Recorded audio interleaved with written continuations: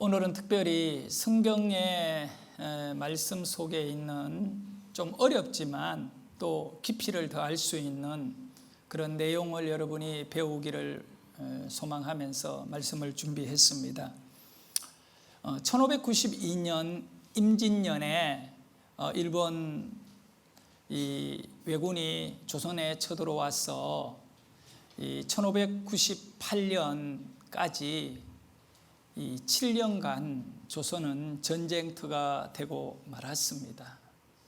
처절한 생존을 두고 조선은 버텨야 했습니다.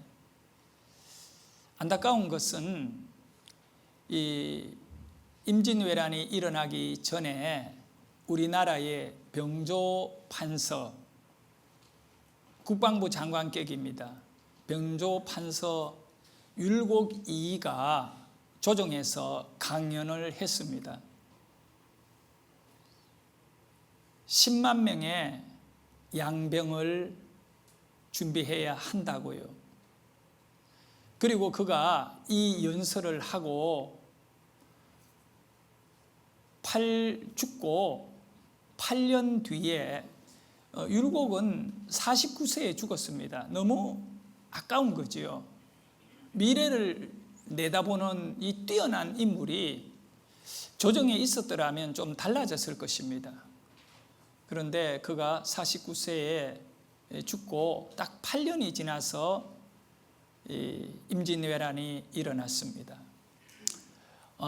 율곡 이이가 그때 조정을 향해서 외쳤던 그 내용이 글로 남아 있습니다.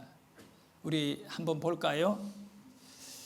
나라의 형세가 부실함이 오래되어 앞으로 닥쳐올 화를 염려하지 않을 수 없다. 도성에 2만 명, 각 도에 1만 명씩 10만 명을 양병해 위급한 일에 대비하여야 한다. 직무를 게을리하며 세월만 보내고 무사안일한 습관이 들면 하루아침에 갑자기 변이 일어나 저작거리 백성들을 이끌고 싸우게 되는 것을 면치 못할 것이니 그러면 일을 크게 그르치게 될 것이다. 율곡은 10년 뒤에 일어날 일들에 대하여 현재의 안일하고 나태함을 통하여 예측했던 것입니다. 여러분, 사람이 미래를 예측한다는 것은 특별한 것입니다. 오늘 현대는 정보 사회잖아요. 누가 먼저 좋은 정보를 가지느냐에 따라서 생존이 달린 것입니다. 정보가 가지는 것은 미래를 열어가기 때문에 그렇습니다. 여러분이 하나님을 믿는 하나님의 자녀들에게는 하나님이 말씀을 통하여 우리의 인생에 관한 미래를 정확하게 말씀해 주셨거든요. 우리가 그것을 충분히 이해하고 깨달을 때에 그것이 바로 믿음이 확고하게 자리 잡는 그러한 영적인 그런 기초가 튼튼한 성도의 삶을 살 수 있는 겁니다. 미래를 예측하지 못하면 이 급변하는 사회 속에서 도태하는 민족이 되고 또 개인이 되는 것입니다. 나라도 마찬가지입니다. 구약 성경에 보면 북이스라엘과 남유다가 나누어지던 그 시대에 늙은 선지자가 있었습니다. 이 늙은 선지자는 북쪽인 이스라엘에 살았습니다. 그는 죽음을 앞두고 있는 이제 나이가 많이 들어서 더 이상 선지자로 활동하지도 않고 뭔가 꿈을 갖고 새롭게 살아가는 입장은 아니었습니다. 그에게 남은 것은 죽음입니다. 하루하루 죽을 날을 기다리고 있던 이 선지자가 300년 뒤를 내다보게 되는 놀라운 일들이 일어났습니다. 그 이야기를 저는 여러분과 나누기를 원합니다. 오늘 이 본문의 말씀을 이 신학적인 부분이라든가 아니면 옳고 그른 윤리적인 문제로 따지면 답이 없습니다. 단지 죽음을 앞두고 있는 늙은 선지자가 300년 뒤에 일어날 비참한 일을 정확하게 예측을 하고 확신을 갖고 이제 남아있는 며칠의 시간을 아주 분주하고 바삐 움직이면서 300년 뒤의 일을 준비하고 예비했다라고 하는 사실이 우리에게는 충격으로 보여지는 것입니다. 여러분, 솔로몬이 아주 훌륭한 왕이었지만 그에게 약함은 정치적 탁월한 어떤 능력이 역으로 영적인 쇠약함을 가져오는 결과가 되었습니다. 그것은 뭐냐 하면 아버지 다윗과는 많이 달랐습니다. 솔로몬은 통일 이스라엘의 최대 나라 땅덩어리와 부를 가졌던 왕입니다. 그가 그것을 이루기 위해서는 전략적 결혼을 했습니다. 정치적 이유로 이웃의 나라의 공주들과 결혼을 했던 겁니다. 그래서 솔로몬에게는 아내가 정말 많았던 겁니다. 그런 결혼 관계 속에서 이웃나라 왕들은 자기 딸을 솔로몬에게 보내면서 두 나라가 평안하게 지내기를 원했고, 동시에 자기 딸이 솔로몬에게 시집 가지만 그 딸이 행복하기를 원했던 것입니다.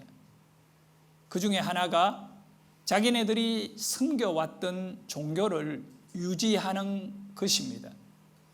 사실 예루살렘에 솔로몬 궁 안에 수많은 이 후궁들, 솔로몬의 아내들은 각기 자기가 살아가던 나라에서 가지고 들어온 우상들로 넘쳐났던 겁니다. 그래서 하나님은 우상을 섬기는 솔로몬 기뻐하지 않았습니다. 그가 죽자 나라를 나누게 했습니다. 결국 남쪽은 유다라는 이름을 가지게 되고 북쪽은 이스라엘이라고 하는 이름을 가진 두 나라가 되었습니다. 한 나라이지만 두 개로 쪼개버릴 겁니다. 남쪽에는 르호보암이라는 왕이 다스리게 됩니다. 솔로몬의 아들이고, 북쪽은 여로보암이라고 하는 사람이 새로운 왕조를 이루고 이스라엘을 다스리는 군주가 됩니다. 그런데 오늘 늙은 선지자의 삶의 터전은 북쪽입니다. 북쪽에 여로보암 왕이 이 두려움에 빠지게 됩니다. 어떤 두려움이 있냐 하면 북쪽에 있는 백성들이 남쪽에 있는 예루살렘으로 예배하러 자꾸 갑니다. 국경선이 그어져 있는데 국경을 넘어서 모든 백성들이 1년에 한 차례씩 남쪽 유다에 가서 예루살렘 성전에서 하나님을 예배를 드립니다. 여러분, 어떤 일이 있어도 예배는 막으면 안 되는 겁니다. 예배를 중단시키면 안 되는 겁니다. 예배를 드리지 못하도록 금지하면 안 됩니다. 우리의 영적인 생명은, 심장은 예배입니다. 그런데 여로보암, 북쪽의 이 왕은 개인적 이유로 인하여 이 백성이 하나님께 예배하러 가게 되었을 때에 그들이 남쪽 예루살렘을 자꾸 드나들면서 그들의 마음이 남쪽을 더 좋아하지 않을까, 남쪽 왕을 따르지 않을까, 자신의 정통성에 대하여 의심을 하게 되는 겁니다. 사실 남쪽 유다 왕은 다윗의 자손입니다. 유대인들에게 있어서는 그것이 굉장히 중요한 것이에요. 근데 본인은 그렇지 못합니다. 그래서 이 사람은 두려움을 가지고 그거를 막으려고 북쪽의 백성들이 남쪽에 가는 것을 막으려고 다른 방법을 고안해낸 겁니다. 여러분, 두려움은 절대 좋지 않습니다. 불신앙의 결과는 두려움입니다. 그는 하나님을 믿고 자기 백성들이 마음껏 예루살렘에 가서 예배하도록 오히려 권장해야 했습니다. 그것이 하나님을 믿는 사람의 바른 길이었습니다. 그런데 그 두려움 때문에 그는 어떻게 했느냐? 북쪽의 백성들이 예배를 가는 길을 막아놓고 대신에 대안적으로 사람들을 기쁘게 하는 일이 뭘까 고민을 하면서 단이라고 하는 이스라엘 북쪽에 있는 지역입니다. 단이라는 곳과 베델이라는 곳, 베델은 그들의 조상인 야곱이 하나님을 만난 장소입니다. 그 영적인 의미가 있는 이 베델에다가 제단을 만들게 됩니다. 두 군데에 제단을 만듭니다. 그리고는 단순히 제단을 만들고 하나님께 제사만 했느냐? 그렇지 않습니다. 이런 일을 하니까 북쪽에 있던 레위인들, 제사장들이 전부 다 이거는 아니다, 이거는 우상을 섬기게 되는 일이다 하고 북쪽에 있는 레위인들이 전부 남쪽으로 이주해 버립니다. 그러니까 유대로 가버립니다. 그러니까 북쪽에는 레위인이 없어졌습니다. 그러니까 제사장이 없어진 겁니다. 일반인들을 제사장으로 왕이 쉽게 말하면 먹을 거 입을 거 좋은 조건을 제시하면서 일반인들에게 제사장 하라고 해가 다 세워놨습니다. 그리고는 북쪽의 단과 남쪽의 베델, 이 이스라엘 안에 남쪽이죠. 이 베델에다가 제단을 만들고 거기에다가 금으로 만든 송아지를 두고 그곳에다가 예배를 하게 하며 뭐라고 했는가? 열왕기상 12장 28절에 보면 이것이 우리를 인도한 하나님이다. 여러분, 우리는 지금 성경을 읽고 있지만 사람이 어리석어도 이렇게 영적으로 어리석을 수가 있는가? 근데 그 시대에 그 지역에 살던 사람들의 입장에서는요, 금의 송아지는 그들에게 가장 매력적인 겁니다. 금이라고 하는 가치와 소를 상징하는 이 가나안 지역의 사람들은 소를, 지금도 월가, 금융가에는 황소, 송아지를 부의 상징으로 여깁니다.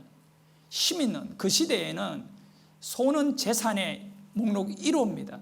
일하지요, 새끼 낳지요, 세고 강하지요. 그러니까 말씀을 한번 볼까요? 12장 28절을 보면 이 여로보암이 계획하고 이에 계획하고 북쪽에 이스라엘 백성들을 남쪽에 안 보내도록 계획한 내용입니다. 같이 한번 크게 읽습니다. 시작. 이에 계획하고 두 금송아지를 만들고 무리에게 말하기를 너희가 다시는 예루살렘에 올라갈 것이 없도다. 이스라엘아, 이는 너희를 애굽 땅에서 인도하여 올린 너희의 신들이라 하고. 보세요. 예루살렘으로 예배하러 못 가도록 발목을 잡기 위해 가짜를 만들어 놓고 그 가짜 앞에 와서 예배하라는 겁니다. 그것도 금으로 만든 신상입니다. 그리고는 의미를 부여합니다. 이것은 애굽에서 우리를 인도한 신이다, 하나님이다. 말 안 되는 이야기지만 백성들에게 그것은 또 유혹의 거리였습니다. 사실 그들은 예루살렘에 가기 위해 맨날 며칠 먼 여행을 해야 됩니다. 그런데 자기 가까운 지역에다가 제단을 만들어 놓고 왕이라고 하는 사람이, 하나님이 기름 부어 세운 왕이 이곳에 와서 예배하라고 할 때 그들에게는 편리성을 제공해 주고 있습니다. 그리고 베델의 제단에 갔을 때 눈에 부시는 금으로 만든 송아지가 있지 않습니까? 마음에 감동이 일어납니다. 와, 우리의 하나님은 이렇게 센 분인갑다, 가치 있는 존재인갑다. 백성들은 착각에 빠집니다. 성도 여러분, 이걸 깨달아야 됩니다.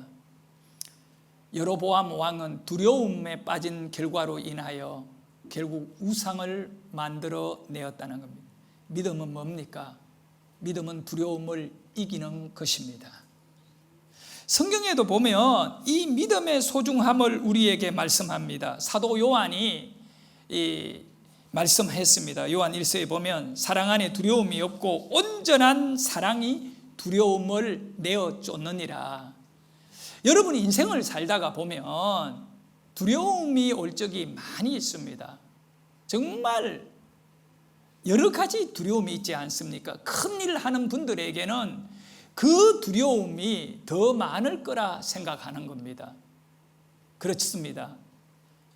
여러분에게 두려움이 있다는 것은 여러분이 큰 일을 하고 있다는 것입니다.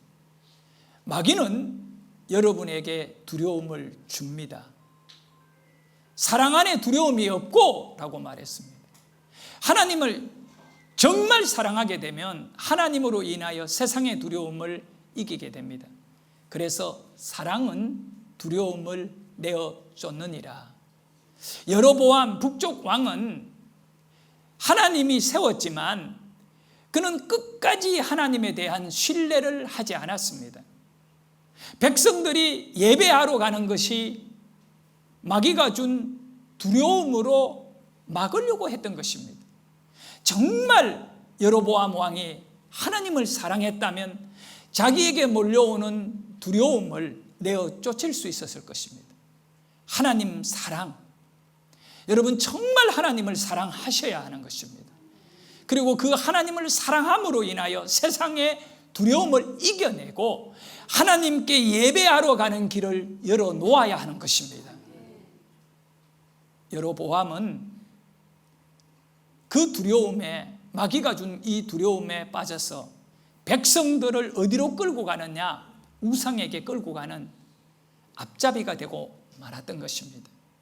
왕의 권력과 왕의 그 모든 힘을 가지고 베델에다가 우상의 제단을 만들어 놓고 그곳에서 백성들이 우상에게 예배하도록 만든 영적인 파멸을 이끌어오게 되었습니다. 하나님은 가만히 보고 계시지 않습니다. 그래서 우리 하나님께서는 남쪽 유다에 있는 하나님의 선지자 한 명을 북쪽 이스라엘의 여로보암 왕에게 보내어 경고를 하게 됩니다.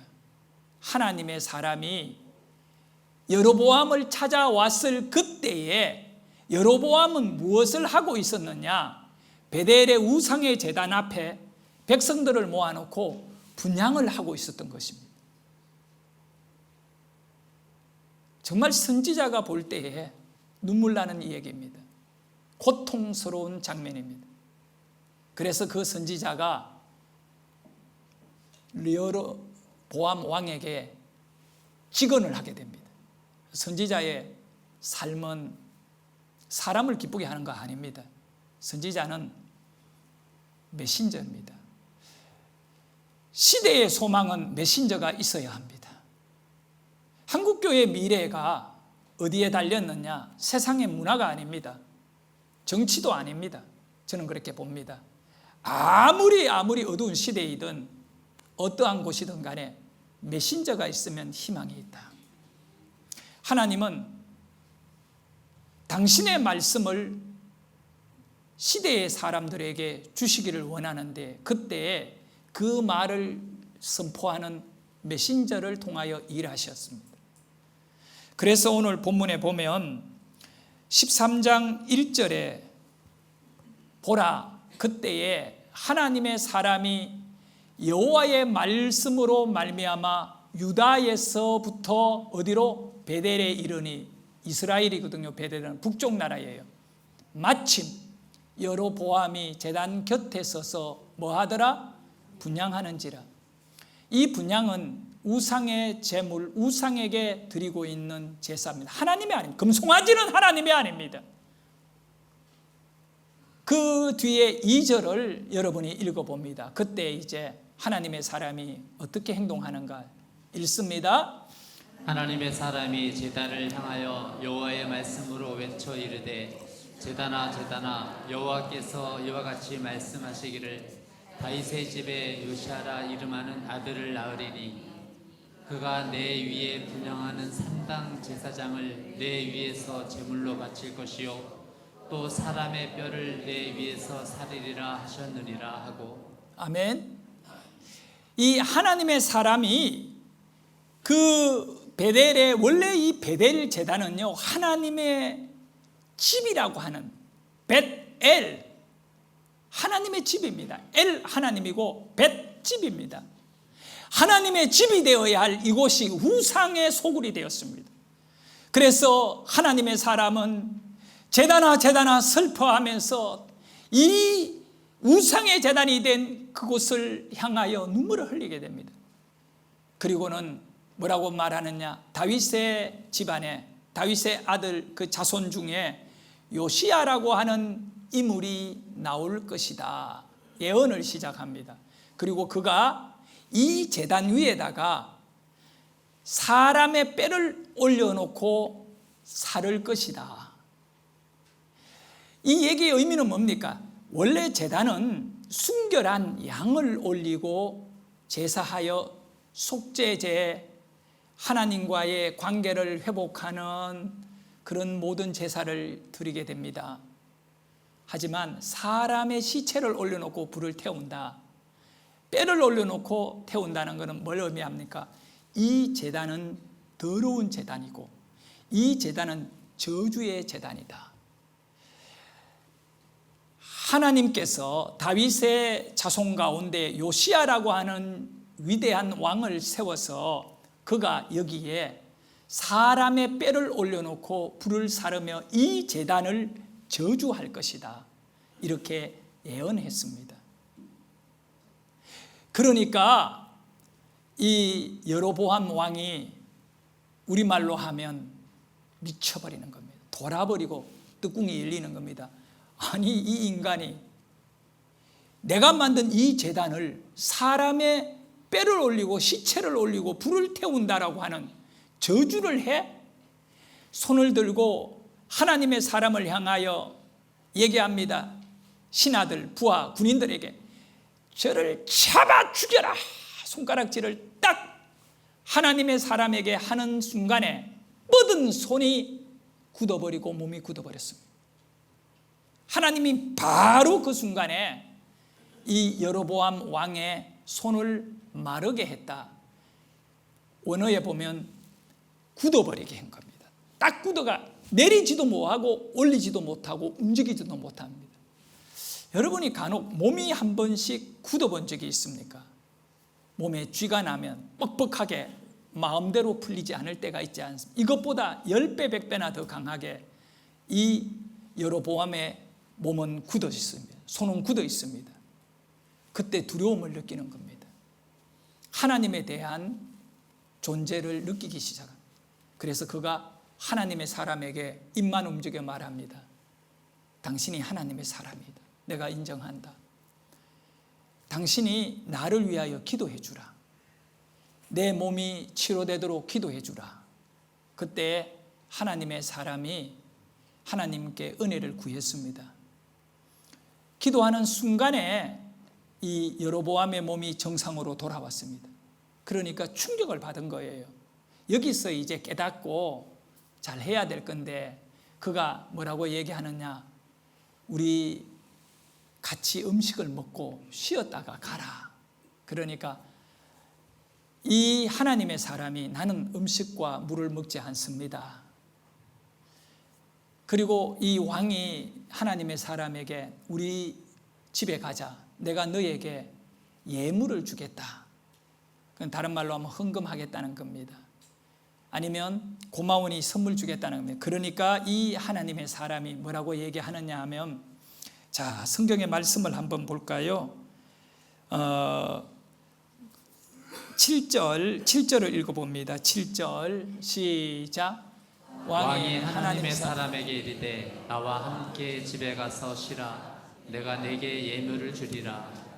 예물 주겠다니까 8절에 보면 안 받겠다는 겁니다. 왜 안 받느냐? 8절을 한번 보도록 합니다. 시작. 하나님이 사람이 왕께 대답하되 왕께서 절반을 내게 준다 할지라도 나는 왕과 함께 돌아가지 아니하리라. 이곳에서 떡도 먹지 아니하고 물도 마시지 아니하리니. 네, 그는요 왕이 얼마나 많은 걸 가졌겠습니까? 그 재산의 절반을 나에게 준다 하더라도 나는 안 받습니다. 이럽니다. 물 한 모금도 왕이 주는 거 나는 안 마십니다. 이유인저 바로 9절에 보면 이 이유 때문에 안 받았던 겁니다. 이는 곧 여호와의 말씀이 내게 명령하여 이르시기를, 하나님의 명령이 있었습니다. 떡도 먹지 말며 물도 마시지 말고 왔던 길을 돌아가지도 말라 하였음이니이다 하고 거절한 것입니다. 이 하나님의 사람의 인생의 목적은 오직 하나님이 말씀한 대로 살아가는 것입니다. 그래서 왕이 예물을 준다 해도 거절한 겁니다. 우리 하나님은 하나님의 사람에게 너는 유다를 떠나 이스라엘 그 우상으로 더러워진 땅에 가서 물도 먹지 마라. 네 사명 마치는 날까지 갔던 길로도 돌아도 가지 말고, 돌아간다는 것은 친구를 사귀는 걸 말합니다. 대화하고 그 사람들과 교제하는 것을 말합니다. 여러분이 그리운 친구를 만나려면 친구 집에 가잖아요. 옛날에 만났던 친구. 돌아가지 말라. 사람 사귀지 말라는 겁니다. 미련 없이 너는 그곳에 가서 앞으로 일어날 일들에 대하여 예언만 하라는 것입니다. 선지자의 길은 결코 녹록하지 않음을 알게 됩니다. 그래서 이 사람이 궁에서 그대로 유다를 향하여 길을 떠나게 됩니다. 이 일을 지켜본 많은 백성들이 있었습니다. 그 백성들 가운데에 몇 명의 남자가 있었는데 그들이 누구냐 하면 북이스라엘의 죽음을 앞두고 있었던 늙은 선지자의 아들들입니다. 이 늙은 선지자의 아들들이 이 장면을 보고 돌아와서 자기 아버지에게 얘기해 준 겁니다. 아버지, 오늘 베델 제단에 하나님의 사람이 와서 그 제단을 저주했습니다. 그 위에다가 뼈를 올려놓고 요시야라고 하는 왕이 나와가지고 그렇게 불태울 것을 예언했습니다. 그러니 죽어가던 이 늙은 선지자의 눈빛이 불빛이 나고 살아나면서 묻습니다. 얘들아, 그 사람이 지금 어디로 갔니? 예, 그 베델의 제단에서 내려와서 저쪽 방향으로 유다를 향하여 떠났습니다. 그러니까 그는 당나귀 위에 자기 힘으로 올라갈 수도 없는 자입니다. 아들들에게 이야기합니다. 당나귀를 몰고 와서 내 몸을 그 위에 올려주라. 그렇게 올려주니까 이 늙은 선지자가 힘을 다해 하나님의 사람이 간 길을 쫓아갑니다. 그리고는 길을 가다 보니 상수리 나무, 그럼 우리말로 하면 도토리 나무지요. 그 큰 나무 아래에 하나님의 사람이 지쳐가지고 떡도 먹지 않고 물도 마시지 않고 그 뜨거운 햇살 아래 사람이 많이 지쳤어요. 그래서 잠시 그늘에 혼자 쉬고 있었던 것입니다.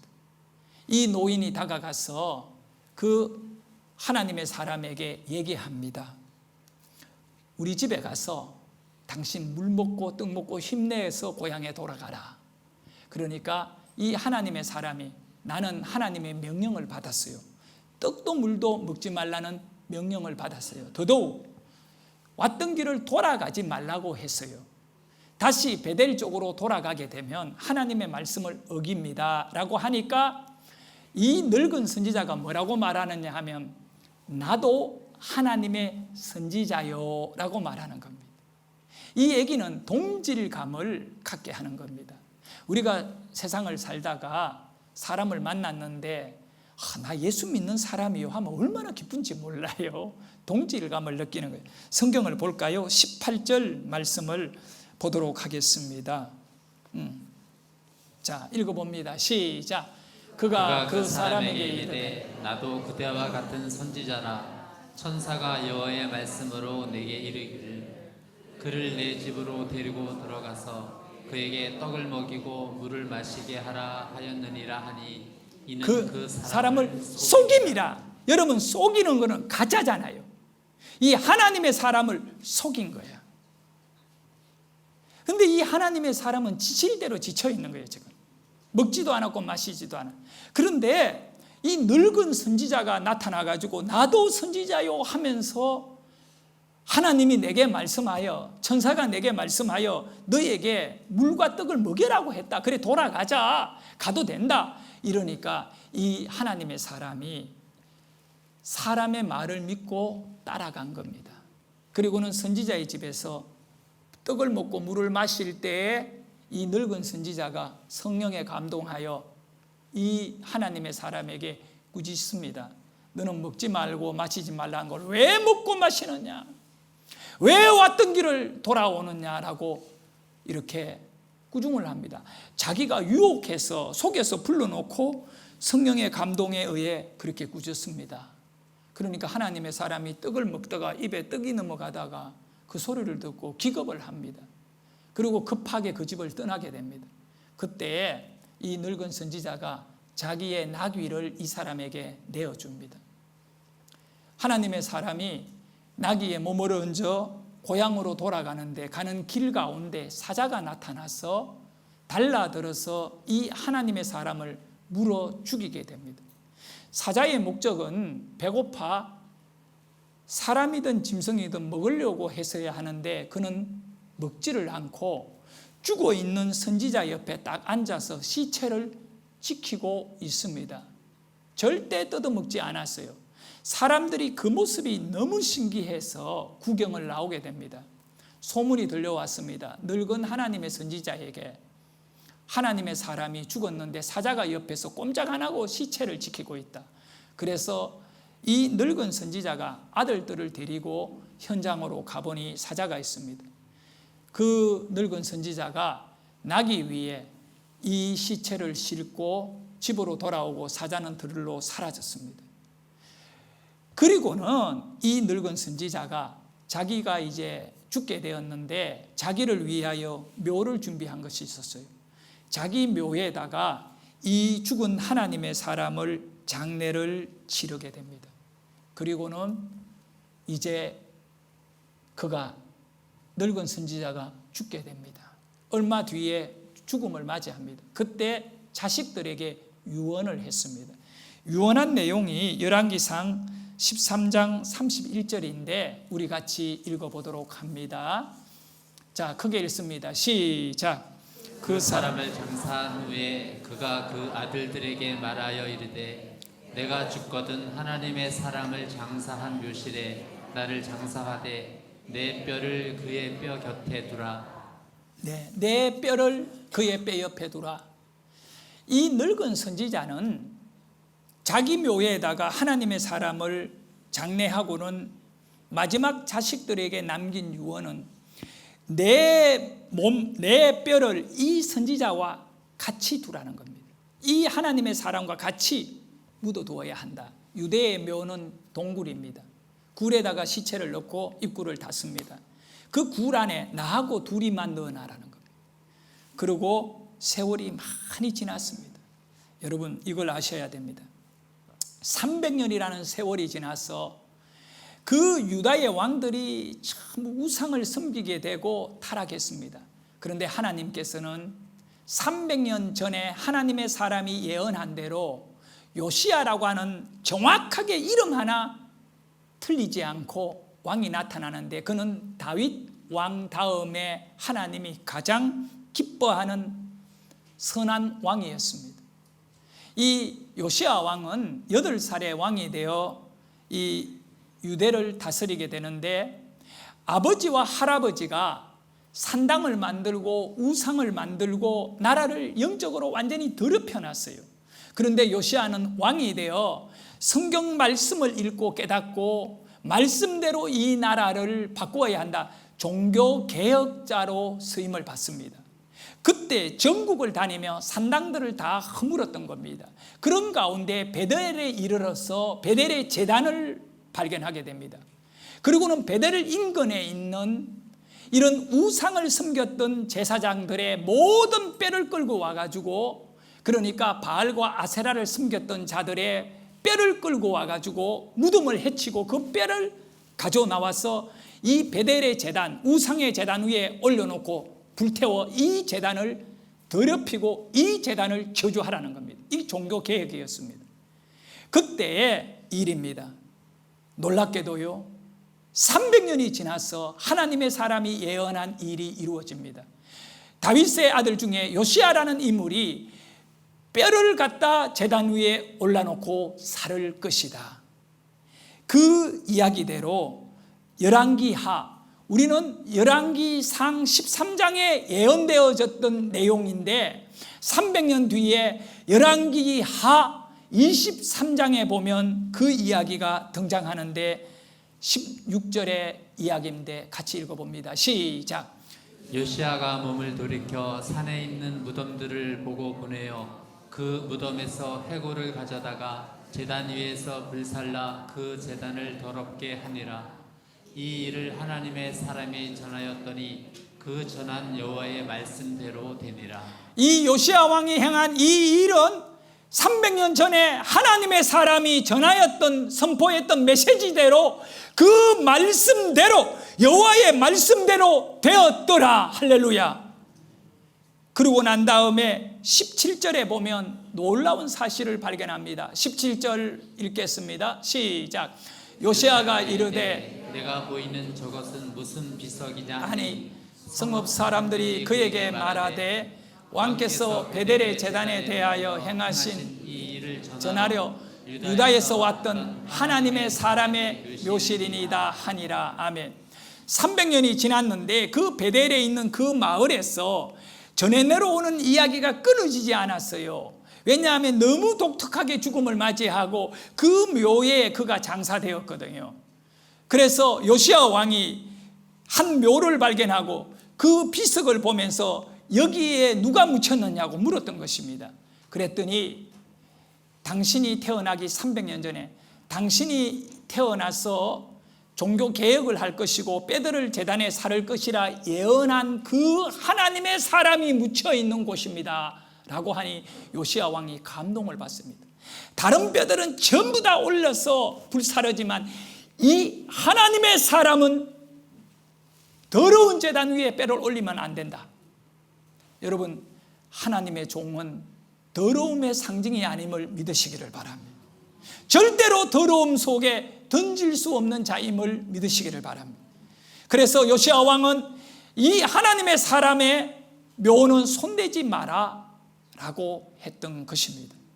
그런데 놀라운 사실은 18절에 나와 있습니다.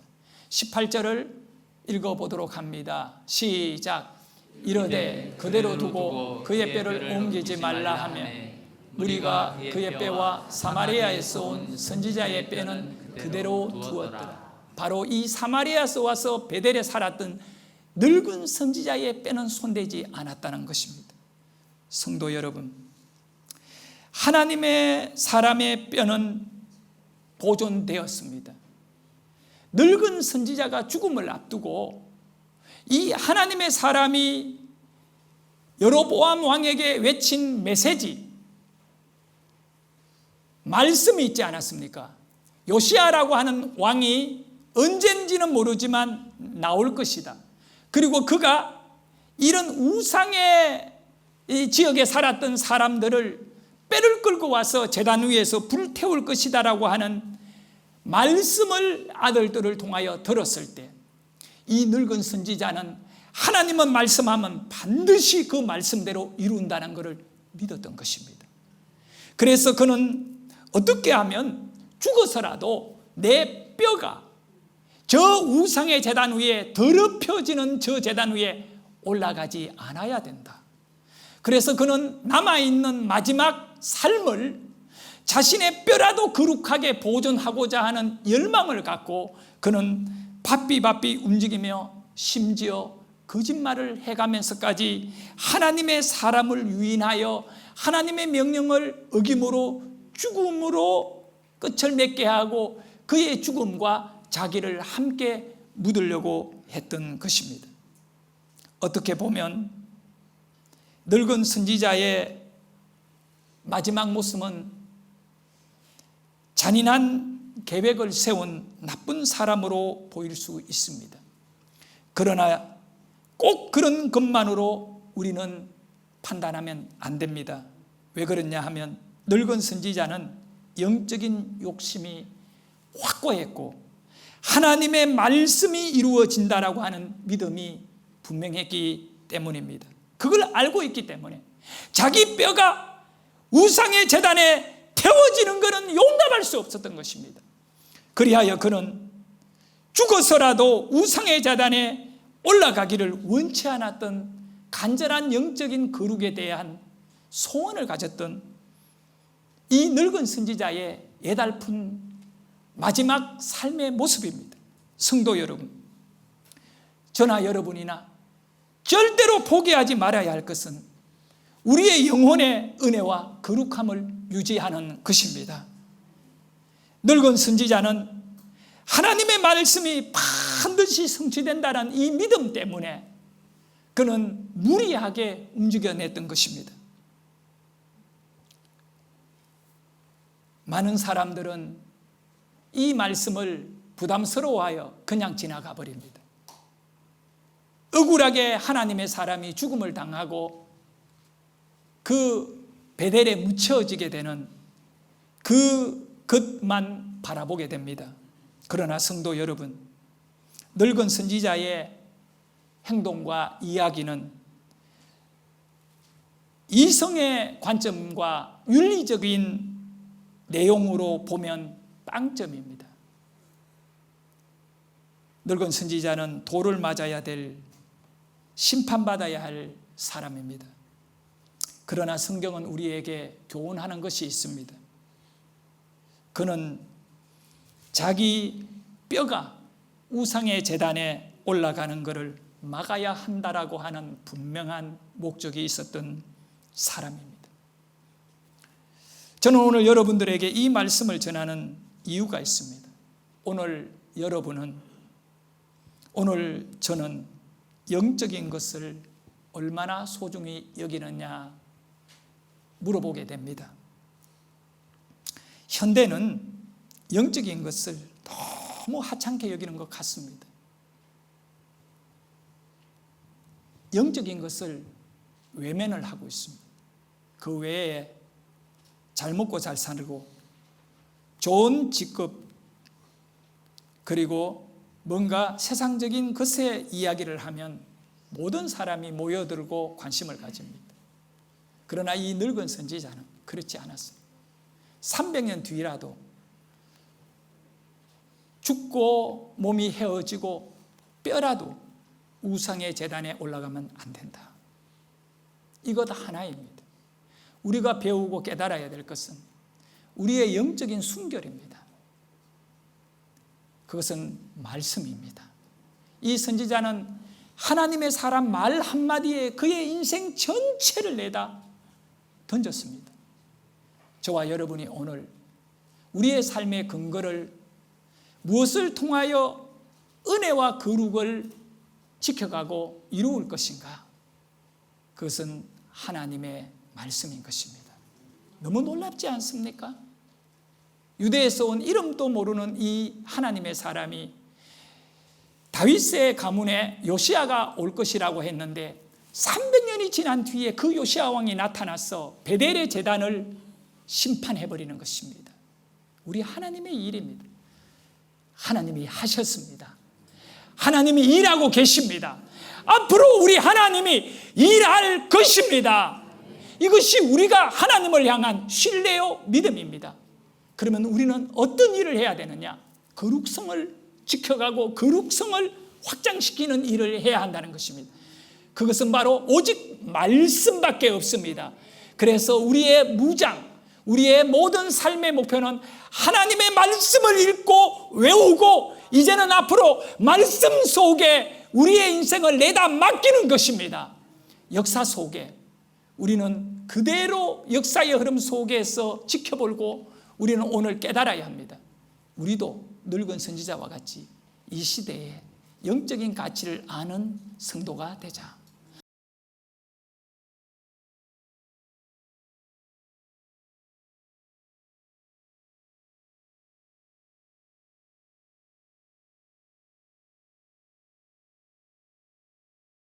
일할 것입니다. 이것이 우리가 하나님을 향한 신뢰요 믿음입니다. 그러면 우리는 어떤 일을 해야 되느냐? 거룩성을 지켜가고 거룩성을 확장시키는 일을 해야 한다는 것입니다. 그것은 바로 오직 말씀밖에 없습니다. 그래서 우리의 무장, 우리의 모든 삶의 목표는 하나님의 말씀을 읽고 외우고 이제는 앞으로 말씀 속에 우리의 인생을 내다 맡기는 것입니다.